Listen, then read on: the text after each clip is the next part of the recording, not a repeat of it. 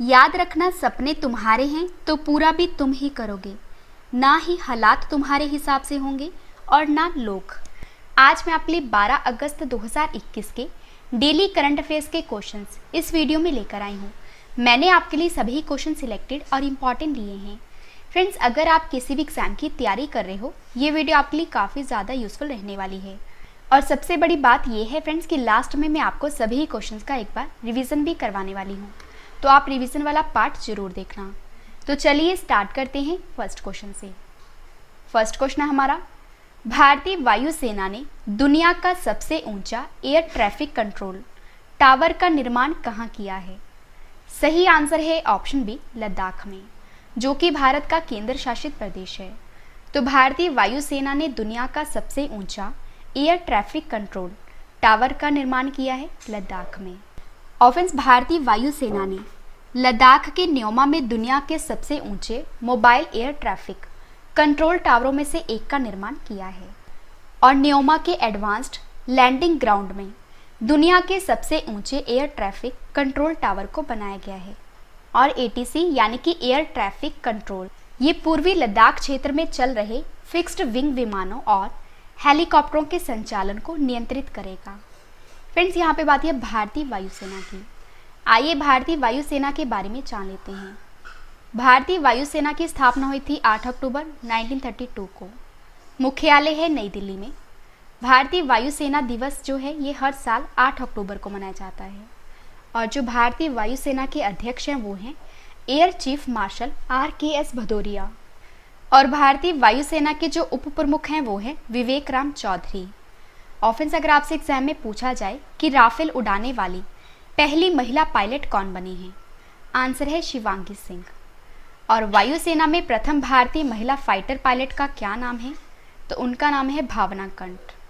और अगर आपसे एग्जाम में पूछा जाए कि वायुसेना में प्रथम भारतीय महिला पायलट का क्या नाम है, आंसर है हरिता कौर दियोल।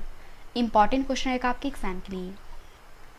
अगला क्वेश्चन हमारा, फीडे विश्व कप 2021 के विजेता कौन बने हैं? सही आंसर है ऑप्शन ए, यान डूडा। तो जो यान डूडा हैं ये फीडे विश्व कप 2021 के विजेता बने हैं। फ्रेंड्स, पोलैंड के शीर्ष शतरंज ग्रैंड मास्टर यान डूडा ने विश्व कप शतरंज के फाइनल मुकाबले में रूस के सेर्गी कार्याकिन को पराजित करके फीडे विश्व कप 2021 का खिताब जीत लिया है। और आपको ये भी पता होना चाहिए कि विश्व में जितने भी शतरंज के खेल होते हैं उन्हें फीडे रेगुलेट करता है। और फीडे का पूरा नाम है इंटरनेशनल चेस फेडरेशन, और जिसे हिंदी में कहते हैं विश्व शतरंज महासंघ।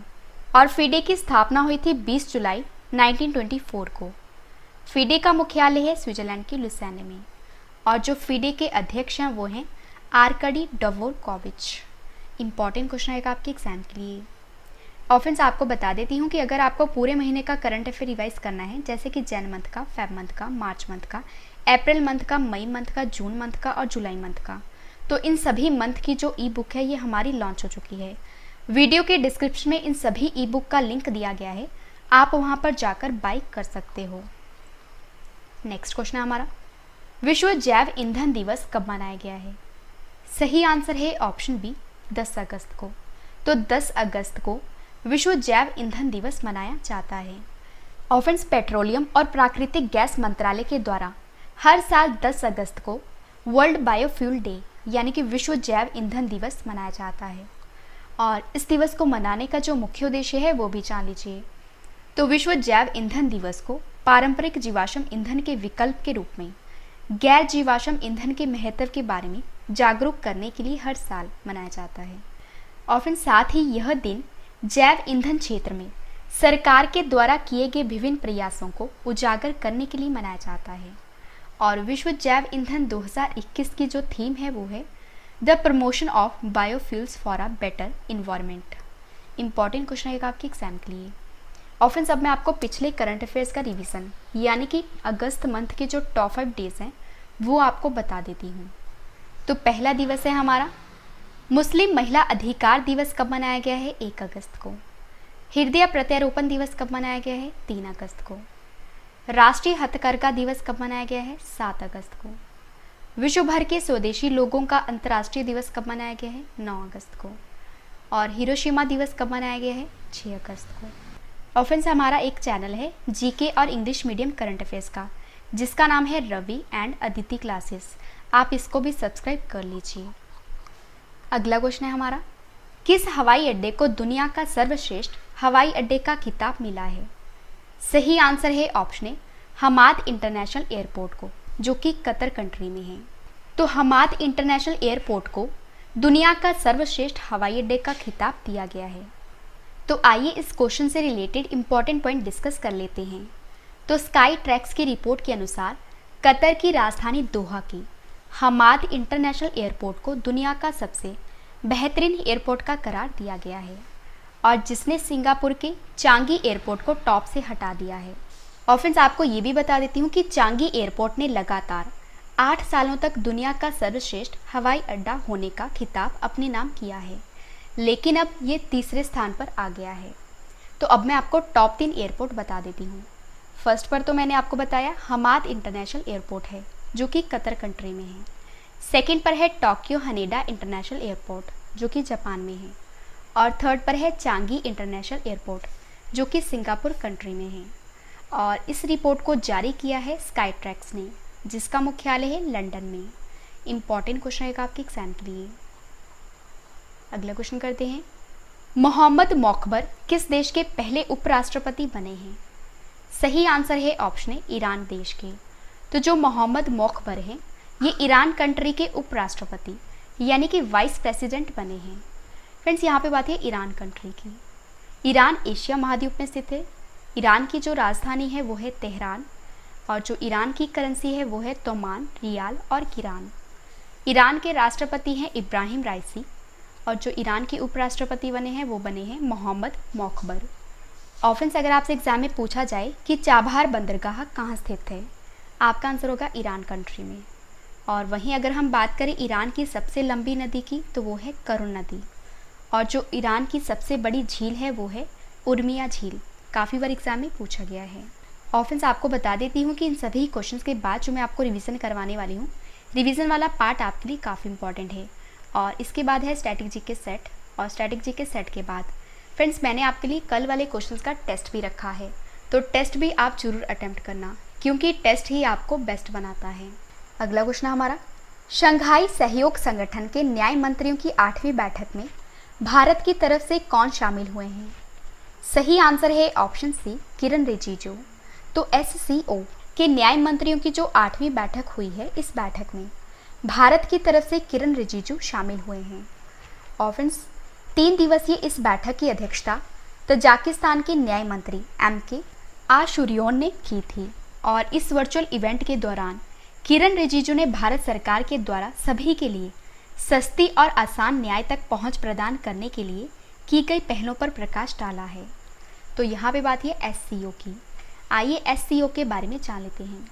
जैसे कि मैंने आपको बताया, SCO का पूरा नाम है शंघाई कॉरपोरेशन ऑर्गेनाइजेशन, और SCO की स्थापना हुई थी 2001 में।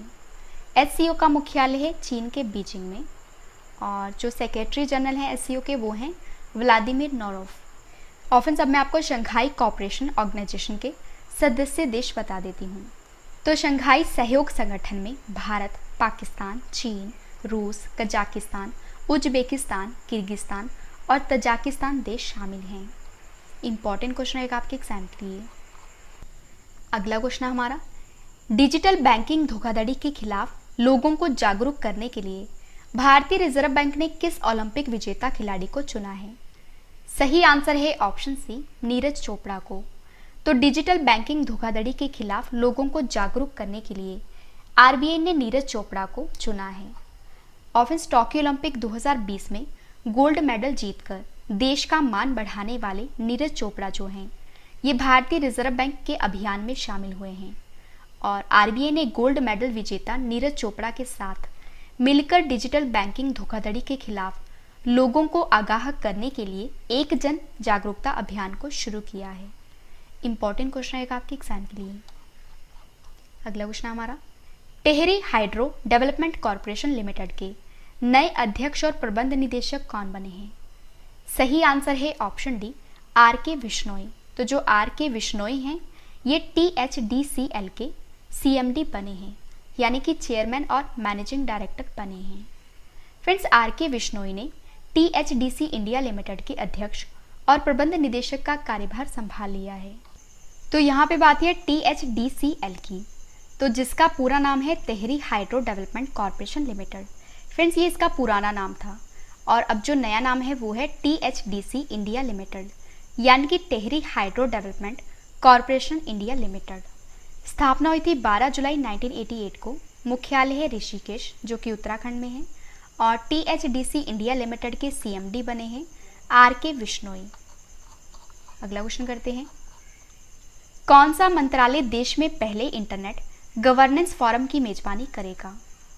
सही आंसर है ऑप्शन बी, इलेक्ट्रॉनिक्स और सूचना प्रौद्योगिकी मंत्रालय। तो जो इलेक्ट्रॉनिक्स और सूचना प्रौद्योगिकी मंत्रालय है, यह मंत्रालय देश में पहले इंटरनेट गवर्नेंस फोरम की मेजबानी करेगा। तो देश में पहले इंटरनेट गवर्नेंस फोरम की मेजबानी हमारा देश भारत करेगा। और इस फोरम का जो विषय है वो है कि डिजिटल इंडिया के लिए समावेशी इंटरनेट। और फ्रेंड्स, इस फोरम का जो उद्देश्य है वो है कि इंटरनेट से संबंधित सार्वजनिक नीति के मुद्दों पर चर्चा करने के लिए विभिन्न समूहों के प्रतिनिधियों को एक साथ लाने के लिए एक इंटरनेट शासन नीति पर चर्चा करना है। लास्ट क्वेश्चन है इस वीडियो का, द अर्थ स्पिनर पुस्तक लॉन्च हुई है, इस पुस्तक को किसने लिखा है? सही आंसर है ऑप्शन बी, अनुराधा रॉय ने। तो अनुराधा रॉय ने द अर्थ स्पिनर बुक को लिखा है। ऑफन सब मैं आपको top 5 books and authors current affairs बता देती हूँ। Renegades born in the USA book को लिखा है बराक ओबामा और ब्रूस स्प्रिंगसन ने। An ordinary life portrait of an Indian generation book को लिखा है अशोक लवासा ने। ओवर इट बुक को लिखा है लोलो जोन्स ने। चाइना रूम बुक को लिखा है संजीव सहोता ने। और in an ideal world book को लिखा है कुणाल बासु ने। सही आंसर है ऑप्शन सी, मेघालय। किस केंद्र शासित प्रदेश ने भारतीय नागरिकों के लिए इनर लाइन परमिट को खत्म कर दिया है? सही आंसर है ऑप्शन बी, लद्दाख। विश्व शेर दिवस कब मनाया गया है? सही आंसर है ऑप्शन ए, 10 अगस्त को।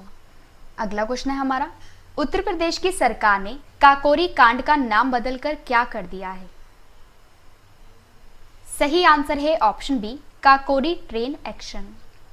8 अगस्त 2021 को किस राज्य ने हरेली त्योहार को मनाया है? सही आंसर है ऑप्शन ए, छत्तीसगढ़ राज्य की सरकार ने।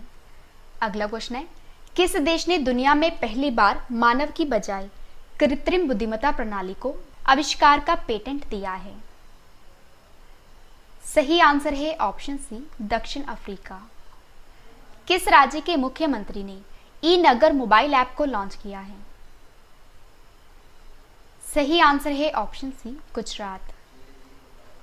राष्ट्रीय शिक्षा नीति 2020 को लागू करने वाला देश का पहला राज्य कौन सा बन गया है? सही आंसर है option B, Karnataka. How the earth got its beauty पुस्तक लॉन्च हुई है, इस पुस्तक को किसने लिखा है? सही आंसर है ऑप्शन ए, सुधा मूर्ति ने। लास्ट क्वेश्चन है टेस्ट का, होम इंटीरियर ब्रांड होमलैंड के पहले ब्रांड एम्बेसडर कौन बने हैं? सही आंसर है ऑप्शन सी, MS धोनी।